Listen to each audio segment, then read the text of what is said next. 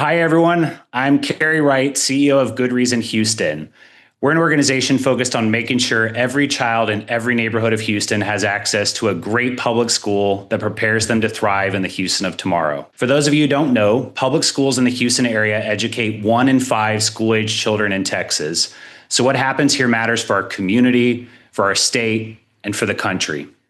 Today, I'm thrilled to bring you a special behind the numbers conversation with HISD Superintendent Mike Miles, following the release of the state's latest A through F ratings for public schools across Texas.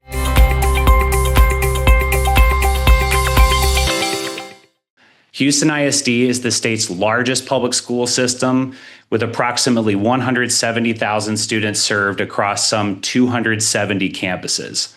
80% of those students are considered economically disadvantaged, and nearly 40% are considered emergent bilingual or English language learners, two demographic points that have been increasing over time. This year's data tells a remarkable story. For the first time, not a single Houston ISD school received an F rating. While just 2 years ago, when Superintendent Miles first began his tenure as superintendent, some 40,000 students were enrolled in one of the district's 56 F-rated campuses. Another way to look at this is today, approximately 75%, or 3 out of every 4 students in HISD schools are now attending an A or B rated public school. That kind of transformation doesn't happen by accident. It's a result of a strategy, a shift in culture, and an unwavering focus on student outcomes. So today we're going to go deeper than the headlines and explore what's driving this turnaround, what it means for kids and families, and what lessons the rest of the state and the country might take from it all. So with that, let's get into it. And first, welcome Superintendent Mike Miles. Mike, thanks for being with us today. No, thank you, Cary, for inviting me. Look forward to this conversation. Well, let's kind of start with the very big picture in mind. And with all the things going on in the world in the year 2025, maybe give us the starting point, Mike, from how do you think about the role of public education in our society today? What's the point of it all? What's at stake? Yeah, and to answer that question, I think the listeners should know a little bit more context about where public education is. So in the last 20, 30 years, public education system has not helped kids with the promise of America. The promise of America, especially for students challenged by poverty or language barriers or new to the country, the promise of America is that you get a great education and you will have more opportunities to access the great American dream. You can pull yourself up by your bootstraps. And of course, education will help you do that. And so that has largely been not true in the last 20 years. In fact, the Hoover Institute did a study less than a year ago, 40 years after the Nation at Risk report, 1983, 40 years later, 2023.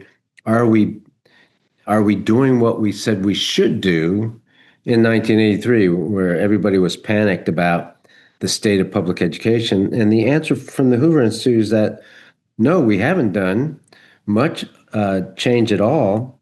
In fact, no longer is it an urgent situation, but a situation that prompts us to work as if it's an emergency.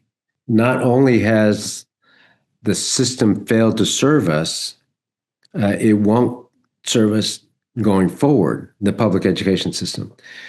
Good Reason Houston, you guys also did I think, a seminal report for the city of Houston, where you talk about students earning a livable wage or not earning a livable wage. 6 years after 2017, the students who graduated in the greater Houston area in 2017, what percentage of them have a livable wage 6 years later in 2023? And the answer for Houston ISD is 17%. And that's about average for most of the district. I think Pasadena was a little higher at 20-some percent, but we were at 17%. combined with what I just told you about the American public education system should alarm all of us. So when you think about, you asked me, where are we now? What's in store for us? What's the future? What's the purpose of American public education? I think the purpose is still the same, meaning it is to provide a good education to all for all students so that they will have opportunities and now in a changing world and a changing workplace. So the mission, for example, of HISD is to not only close achievement gaps in reading, writing, math, science, and the traditional subjects, but also prepare them for year 2035 world and workplace. I think all the listeners can understand that the world is changing quickly. And so the job, yes, it's fundamentals, reading, writing, math, even the year 2035, those who can read at grade level will have a competitive advantage than those who can't. Those who can do math at grade level, or at least algebra 1 at grade level, will have a competitive advantage. And getting ready for year 2035 means giving them different sorts of skills like information literacy, problem solving, learning how to learn, critical thinking, working in teams, durable skills, using AI. All of those things um, is what a student needs to succeed in a changing world and workplace. So that is the purpose of public education. Yes, do the traditional things like helping kids read and do math and science, and then also the things I just talked about. Yeah, couldn't agree more. I think we think a lot about how to ensure we're supporting all of our public education and institutions around the Houston area to ensure more kids are put on that path to economic opportunity in life. That proxy metric around how many students are on a path to a livable wage is obviously just one of many ways by which we can ascertain are kids put on a better sort of playing field as it relates to having choices in their life that are going to be generationally changing and transformative in nature, changing what's true for them and their families in the future by way of their educational preparation and what's available to them in the future.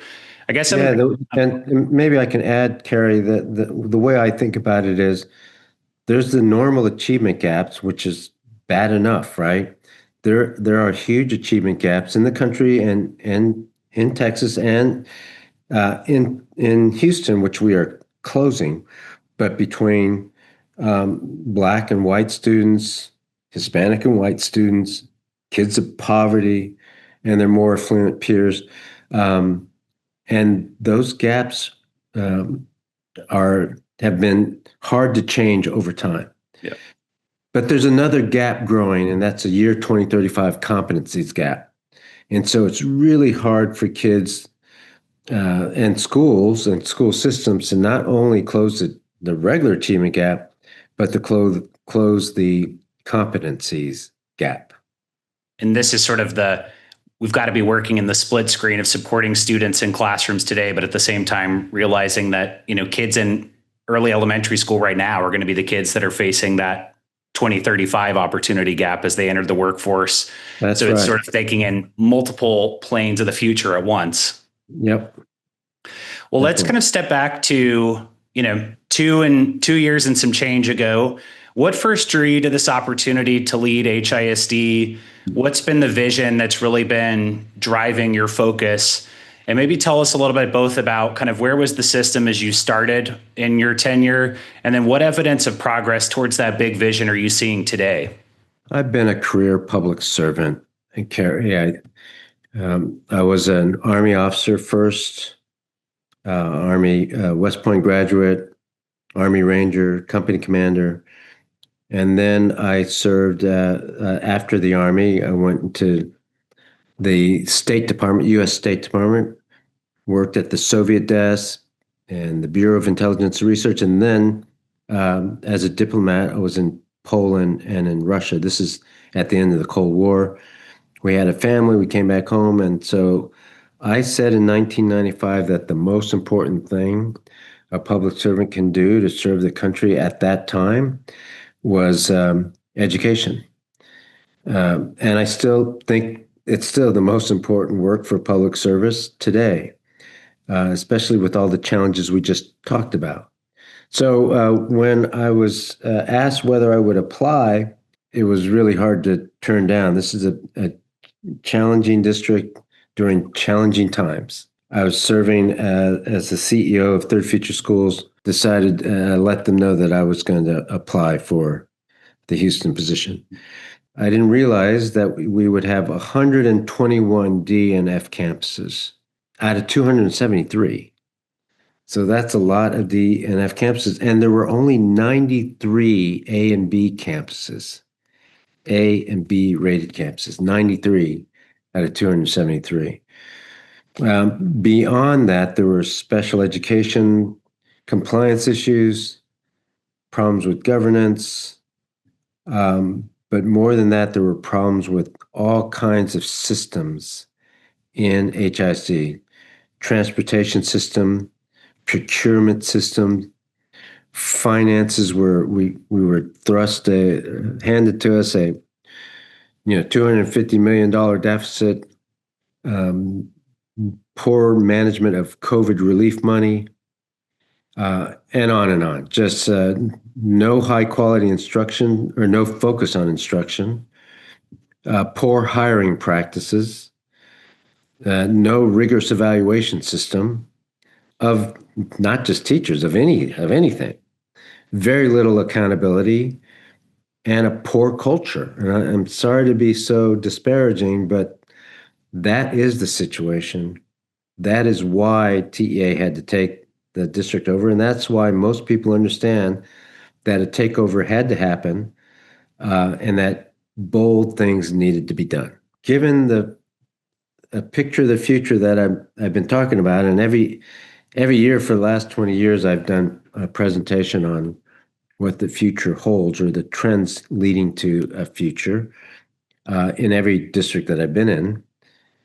And having looked at the data for the next 5-10 years or research around what trends are happening now and what they would lead to in the future, I came up with the vision we just talked about, that yes, not only would we have to get the schools out of D and F status, that's part of the exit criteria, we would also have to get kids ready for a different world and workplace and do things that the district hadn't done before in order to get them ready. So that's the vision, and that's the why. So the reason for our conversation is obviously due to the timing of the new A through F scores coming out. I think I want to talk a little bit about some of the top lines of what improvements you're seeing there. But maybe first, I want to understand a little bit more about, when you think about A through F ratings, STAR, our standardized test assessment data, like, how do you think about the importance of those metrics relative to this big ambition of getting more kids on a path to a living wage and lives of opportunity and potential? How do you see those things as connected or not? Yeah, Texas has an A through F accountability system. And whether it's letter grades or RIT scores or just percentages or percentile, it's important for state level, district level to let the public, let the parents know where the school system lies. So is it doing well or is it not? And in some way, it can't just be how well you feel about it. At some point, you have to assess whether a student can actually read at grade level. We can argue about which tests you want to take. If you want to take NWEA MAP assessment results, that's a very 13, 14 million kids take that test. We can talk about DIBELS, which is a fluency, literacy, 5 components of literacy assessment, usually for younger grades. DIBELS. We can talk about the STAR exam, that's the state assessment. We can talk about the National Assessment for Educational Progress. Look, at some point you have to assess where kids are. Otherwise, it's not a true measure of whether or not kids can read. You can't just say, well, we think he can read, or we feel he can read, or he feels good about reading. There has to be a rigorous assessment. So back to your question, A through F accountability is important because it's not just reading.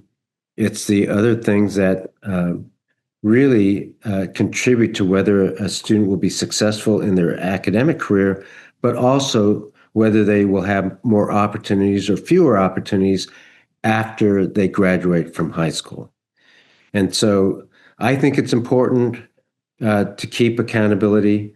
The other fact is, or this is just part of human nature, when there's no accountability, uh, organizations just don't work as effectively as they should. Now, when there is accountability, there has to be a lot of support. I say this all the time. Accountability without support just breeds fear. But accountability with support breeds higher performance and more effective performance. So that's what I think about the accountability ratings. And so just quickly on Houston, it's been probably the largest. I think the commissioner has said this publicly. He'll say it on Friday. But this is the largest successful transformation in the history of the country. It's definitely the largest transformation for HISD and Texas. We went from 56 F-rated schools 2 years ago to zero It's in incredible. just 2 years. I don't think there's any other large district in Texas that doesn't have F schools today, and they've been working on it for a lot longer. And when I think about that in terms of sheer number of students, it's some 40,000 students that were attending an F school who are no longer today, which is roughly the size of the Astrodome being filled. And you think of the potential of what that means for them and their families over time. It's outstanding. Well, and then on the other side, 93 A and B campuses when I started 2 years ago. Now there's 197 A and B campuses. Amazing. Yeah. 35% of our kids were attending A and B campuses 2 years ago. 73% are attending A and B campuses today. So when school starts, not one student will walk into an F-rated school, and 3/4 of Houston kids will be walking into an A or B rated school. The last thing I want to say about this, because it's a bunch of numbers right now, but what that means for a student is the opportunity that they will have, not just in the rest of their academic career, but it's after they graduate, whether they go into college or not, they'll have a better chance at a high wage, high skill job and high demand job. It's your Good Reason Houston livable wage report. It's the foundation of that report 6 years from now.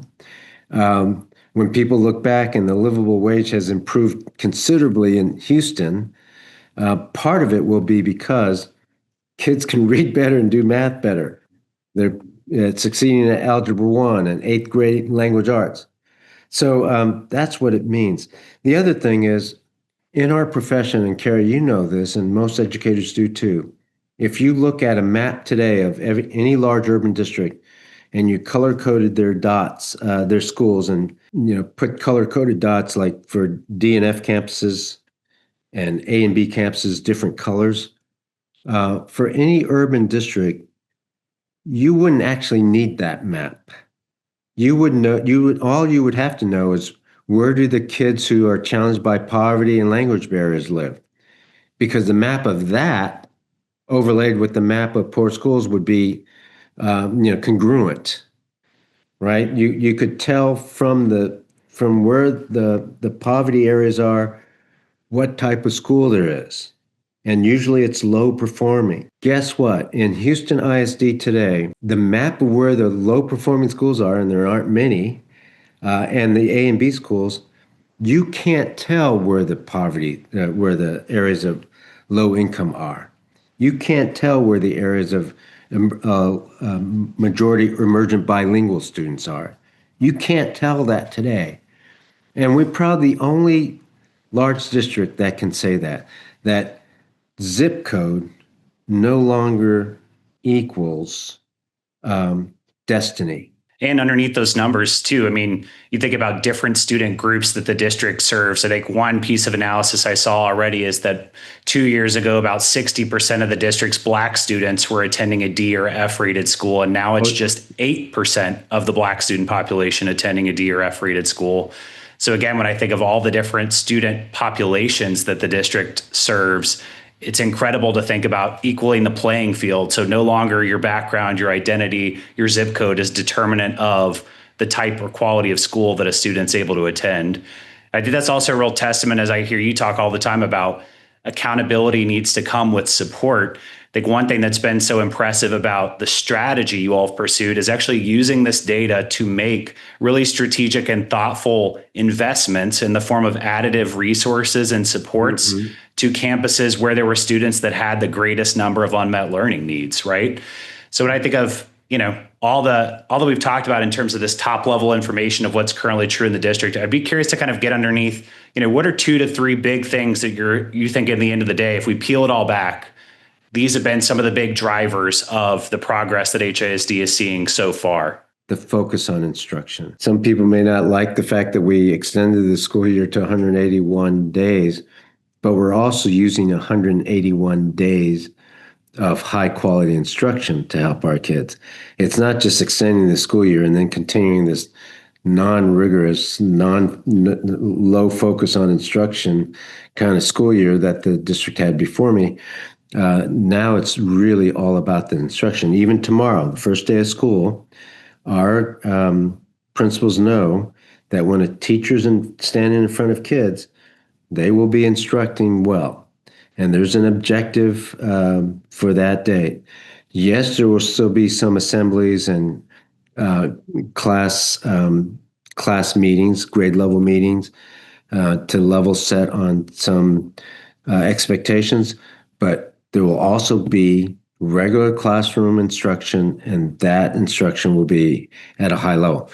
So there's been a focus on that. Even our principals are trained on the same things that the teachers are evaluated on. The executive directors who oversee 6 principals are trained on the same instructional strategies. The chiefs of divisions that oversee the executive directors are also trained. From the superintendent on down, we all have the same playbook on instruction. So that's one big thing. Second is just on that topic, I guess the layperson might think, well, isn't every educator and school district focused on instruction? It's like, how do you think about what maybe is more common? You've walked so many schools, you've seen so many systems up front. You just described sort of one aspect of that focus on instruction that sounds like alignment, deeper alignment across every layer of the system. But it's, why is it that other systems aren't as focused on instruction in the way that you see the need to be focused there? And what can others learn from why you all put a real emphasis there? Yeah, I first of all, while we agree that instruction is important, not everybody has the same picture of what high quality instruction looks like or what it should be. And people have a different version of how fast or how slow a classroom should be, how much time a warm-up should take, whether there should be a mini quiz or an assessment to ensure the kids demonstrate their learning. All of these things are part of the craft, and it was all over the place when I got here. But the other thing is the principal's understanding of instruction so that they can coach and provide feedback. Let's face it, teaching is hard. Teaching well is even harder, right? And being an effective instructional leader is not the same as just being a teacher who really loves kids or who gets along well with kids. That's necessary, but it's certainly not sufficient without high quality instruction. You've got to have both. And so with the number of inexperienced teachers or teachers without certification, there's a teacher shortage these days. So even we rely on teachers without certification to join our classrooms. There has to be a way to coach them well and provide them with good instructional strategies. And that has to come from the principal, because along with the supports, the curricular supports, the instructional support, the professional development, the on-the-job feedback, comes accountability, which is, we insist on high quality instruction, and that is the job. So that's one big thing. Another is we throw this phrase around like it's in our profession, like it's a cure for things, but high quality instructional materials, curriculum. But here's one thing that HISD does that I've not too many other places do well. You cannot just give high quality textbooks aligned to the Texas standards to any teacher and expect it to be implemented well. The textbooks, our history, our profession is replete with textbooks that have been bought. People agonize over them. They're high quality or not, but let's say they are. And then they sit in the closet of a teacher. A new teacher in particular may be overwhelmed with the amount of material and resources and extra worksheets and quizzes that are provided by a textbook company. And so what we do here is we take high quality instruction materials and then we tie it tight, closely with instruction. And the curriculum follows effective instruction, not the other way around. And I know to people who are not educated, that may be confusing, but it is one of the things that we do really well. And tied tightly with that is we provide the teacher, especially in these 130 NES schools, the whole curriculum. So it's the PowerPoint, the lesson objective, the what we call demonstration of learning, a mini quiz, the answer keys, the differentiated assignment, 4 different packets or worksheets that underscore the objective for that day. We even make copies for the teacher. This is support. So a teacher does not have to go scrambling looking for lesson plans or text material or quizzes or answer keys that evening before the next day's lesson. And teachers love that, but that's the sort of support we also provide. Maybe on that point, Mike, sometimes I think the approach that you all have taken gets some criticism because folks feel like maybe it's static or rote. They sort of paint a picture of all the materials already created. And what is the role of the teacher? Are they there to actually teach, or are they there to just provide like access to rote materials? Mm-hmm. Tell me a little bit about like in this system, how does this set up teachers to truly teach in a way that in another context, they're really not set up to do that, given all these other things that are obligations of theirs? Yeah. So the proof is in the pudding. The teachers love it. And many other teachers, in fact, 95% of all schools are using what we call the HISD curriculum in some form or fashion. 95%, even though only half the teachers are required to use it. The ones who are required to use it love it because it's not beneath them, but it's not paying for their most valuable skill to go and find resource materials at night, to put together a quiz, to put together a PowerPoint. Teachers love the fact that we give them those resources. Now, to be an effective teacher, it's not about the curriculum. There is no curriculum that teaches. So, yes, this is something that most teachers in the past have had to do, and in most districts they have to do, but our teachers, we're taking those responsibilities away from them so that they can focus on the real skill of teaching. It is not an easy thing to monitor and adjust. Those are education phrases where you're monitoring kids, you're assessing as you go along, not on paper, just as you're watching kids and you're listening to their answers, you're watching how they respond in writing to the questions you ask, and then you might have to adjust. You might have to determine, oh, wow, they've missed this foundational skill, or I need to remind them quickly of this foundational skill. It is not an easy thing to teach at grade level. And in order to teach at grade level for kids who are behind, you have to be really skilled at scaffolding. That's another technical educationese word, but you have to be good at scaffolding and providing the supports.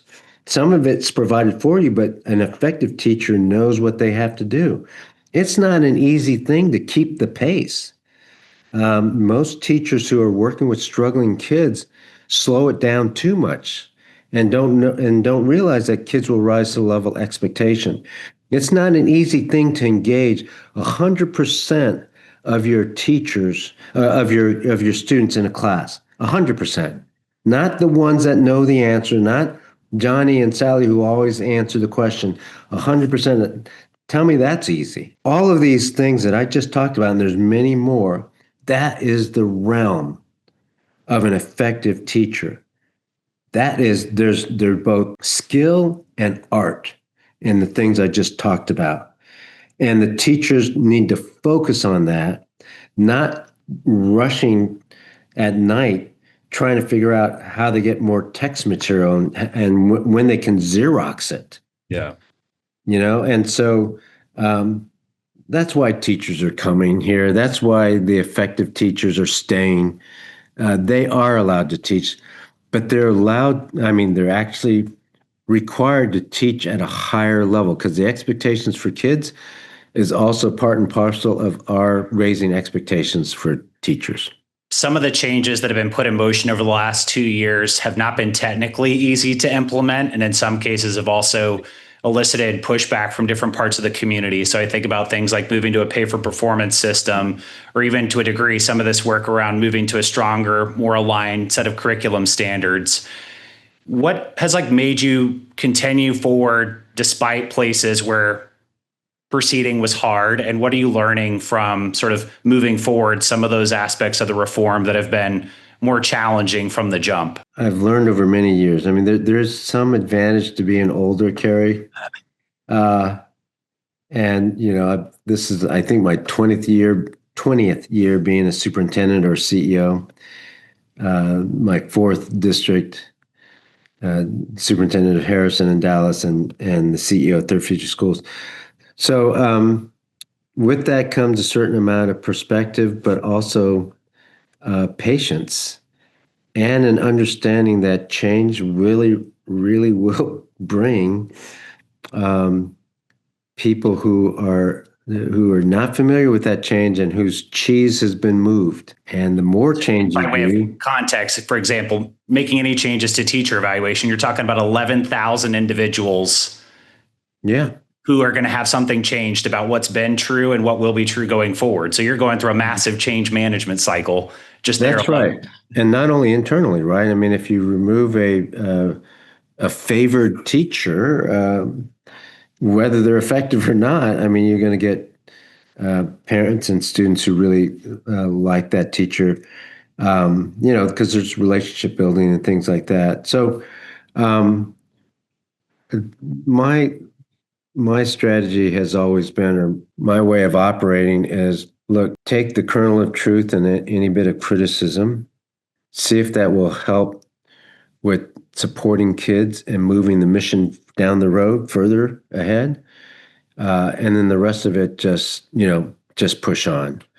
Because a lot of it, especially with, some targeted groups like the union, there'll be a kernel of truth in everything they say, or in most things they say. Some is just pure nonsense. But then you have to think about what it really means to put kids first, and also what it means for both the short-term and long-term goals. Not everything you can't respond to all short-term needs, or without considering long-term benefits and costs. And so you have to be able to do both. And sometimes people can't see the long-term vision. I mean, we spent and are spending a lot of time, energy, and money on art of thinking. Art of thinking is 3rd grade through 10th grade in the NES schools, 130 campuses, 3 times a week, 90 minutes each time. That's a huge investment in teachers. I think the whole investment Of is course, you're not required by the state or anyone else to not offer. required Yeah. by the state, and it includes information literacy, problem solving, and critical thinking. It's about a $20 million investment every year. And if we just And this were could sort of be focused in that category as we think of part of the role of the system is to provide students access to those year 2035 skills and competencies. exactly, Cary, that's exactly right. Meaning that is a future focused objective and goal. But if you can't wait till the year 2033 to do this. And so we are investing now. That's the vision. And so there may be people who just don't understand where we're headed with that, even if we try to explain it. So um, that's how I am able to move forward. Well, maybe one or two more questions for you. I know you've been really generous with your time today, but I know these results are showing historic, incredible progress, but you've also been clear that the work of improving HISD isn't done. So, what's your message to the staff, the families of HISD around some of the things that come next? What's on your mind for where things go from here? Yeah, we are far from done. Um, and we as a community, as a district, should not be happy until all schools are A-rated schools. And even then, we'll still have more work to do because all means all, Cary. That means our high needs students. That means our underserved populations. That means our kids who are doing well but are not being challenged. Yeah, we talk a lot here too about, okay, it's great to be an A-rated school, but we also need to ensure that every student at that A-rated school is getting an A-rated educational experience. So there's That's work to right. do even within high-rated schools. Yeah. Exactly. And so we've got a lot of work to do, no doubt. Look, the next couple of years, I think the community parents should see us doing mostly the same because you can't just stop and then pull support to do different things, even though you're ahead of the game. It's kind of like football. It drives me crazy. Third quarter, a football team is up by 2 touchdowns, and they change their strategy. Like they're way more defensive. They don't work with the same urgency. And the next thing you know, the other team is caught up. So we're not going to fall and do that mistake, but we're going to continue to do that, and then we are going to continue to innovate and pilot things to get ready for year 2035. We've got a lot of work to do in that area. So you'll see some pilots going. Going to try to pilot a couple, what I call Future 2 schools, which is the next level of innovation to get our kids ready. You're going to see us do more with career tech ed design for a different world and workplace, like working with drones, more on network and network systems that includes cybersecurity. Those sorts of things that we know are going to be in more demand and require us to do work today. We're going to expand our use of AI and our teaching of the use of AI in the workplace. As we're kind of wrapping up, you have such a unique vantage point over this whole transformation from the seat that you sit in. What's maybe a moment or a story from the past 2 years that's really stuck with you from a student, a teacher, a school that's really showed you what this transformation is all about, that's really illustrating why this change matters and what it's going to mean for students, families in the region long term? Yeah, a couple of things, but one that sticks out to me right off the top of my head is when I went to Hilliard Elementary School at the end of the first year of the transformation. Uh, Hilliard sits in the North Forest feeder pattern, and you will recall, the community will recall that North Forest was annexed, I think, in 2012, and they'd been a failing system well before 2012, and after 2012, up into the intervention. So for another decade, once Houston took over North Forest, I think there's 7 or 8 schools in the feeder pattern. And all of them, all of them were D or Fs when my team got here in 2023. And so at the end of the 2023-2024 school year, uh, all of the schools were A or B, and there was one C. And I remember going to their celebration, and several people were crying. The assistant principals, the principals, some parents, because they knew that North Forest had been treated like a stepchild. That was their words, and that they'd given up. They'd lost hope. And what struck me then is that not just North Forest that was now getting the scores, but what they really got was hope, a hope and a belief that it actually could be done. And that's what the rest of the district was receiving too. And now at the end of the second year, in fact, at the convocation speech, I pointed this out, that it's the belief that sometimes matters more, that the impossible can be done. Because now going into the third year and fourth year, we have more people believing, and hope will then turn into opportunity and possibilities. And I think that's the picture I have about the transformation. Well, keep up the great work. Thanks so much to you, to the entire team at HISD, all the students, teachers, administrators who are doing incredible things. I know you all are 2 years into this work, and by many measures, it's just getting started. So we're really excited to see what continues to take shape for the future of more than 170,000 kids across our community.